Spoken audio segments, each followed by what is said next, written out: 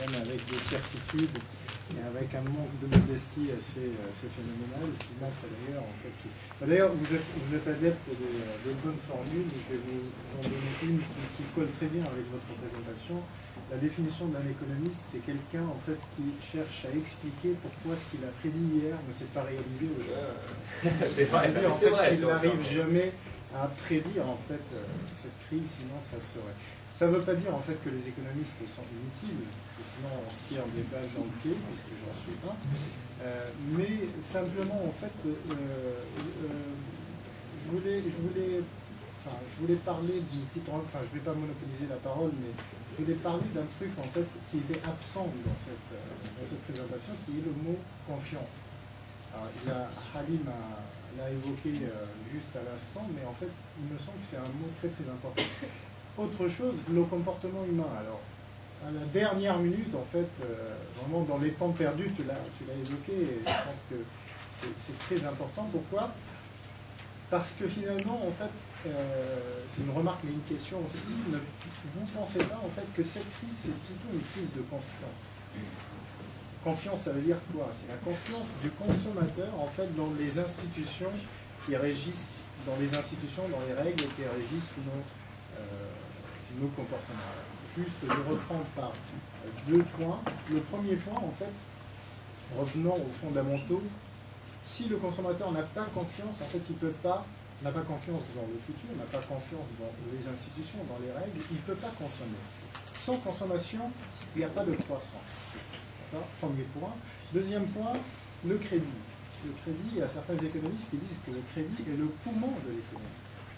Oui, et donc, on pense ça, mais après, oui, voilà. Alors, crédit et crédibilité doivent avoir la même racine. Oui, crédit et crédibilité. Alors là, prêter un ninja, vous voyez, là, ça n'a pas la même racine. Vous voyez, prêter un mec qui n'a aucune capacité de rembourser. Oui, tout à fait.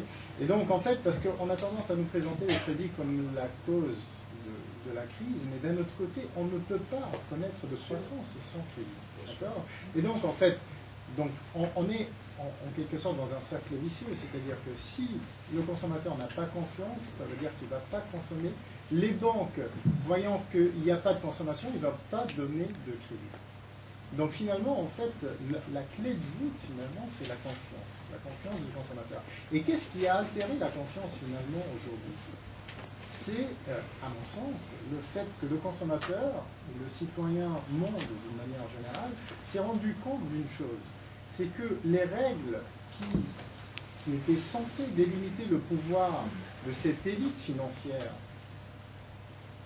les traders, les gens de Wall Street, etc., n'étaient pas suffisamment contraignantes pour empêcher les dérives de ces gens.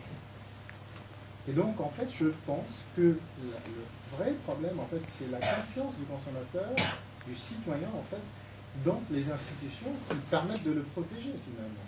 Parce qu'en fait, je finis rapidement, en fait, parce que finalement, on s'est rendu compte, grâce à la mondialisation de l'information, d'Internet, ce que vous avez évoqué à juste titre tout à l'heure, c'est le fait que l'information circule à une vitesse extraordinaire et que tout le monde maintenant sait ce qui se passe à Wall Street, tout le monde sait ce qui se passe à la bourse de Londres, etc.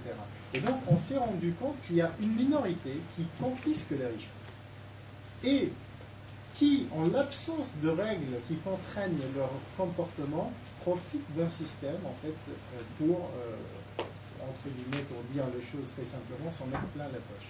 Et donc, tant que les citoyens, en fait, n'ont pas confiance dans les systèmes qui permettent de limiter ces dérives-là,